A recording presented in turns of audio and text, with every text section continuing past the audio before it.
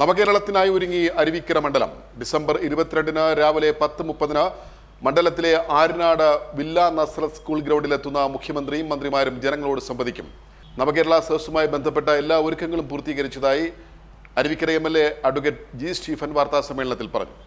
അരുവിക്കര മണ്ഡലത്തിലെ നവകേരള സദസ്സ് 22 രാവിലെ 10:30 ആര്യനാട് പാലയിക്കോണം വില്ല നസ്രത്ത് സ്കൂൾ ഗ്രൗണ്ടിൽ എത്തിച്ചേരുന്ന മുഖ്യമന്ത്രിയും മന്ത്രിമാരും ജനങ്ങളോട് സംവദിക്കും. നവകേരള സദസ്സിനോടനുബന്ധിച്ചുള്ള പരാതികൾ സ്വീകരിക്കുന്ന കൗണ്ടർ പ്രവർത്തിക്കും.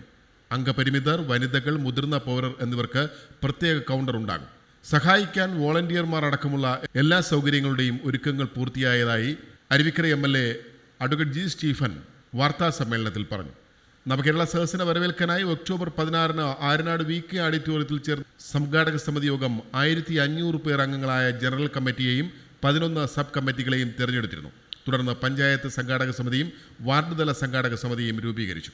നവകേരള സദസ്സിന്റെ ഭാഗമായി വീട്ടുമുറ്റ കൂട്ടായ്മകളും സംഘടിപ്പിച്ചിരുന്നു.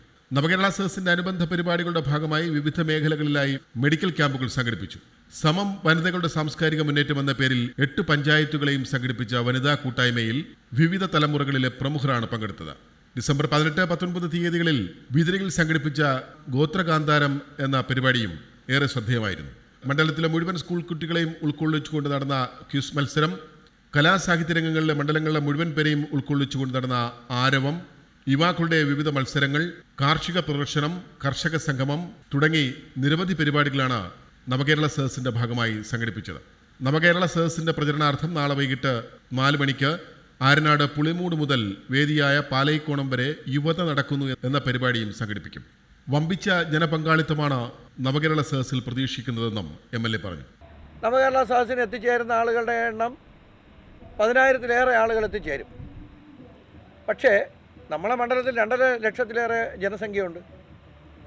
1,93,000-ഓളം വോട്ടർമാരുണ്ട്.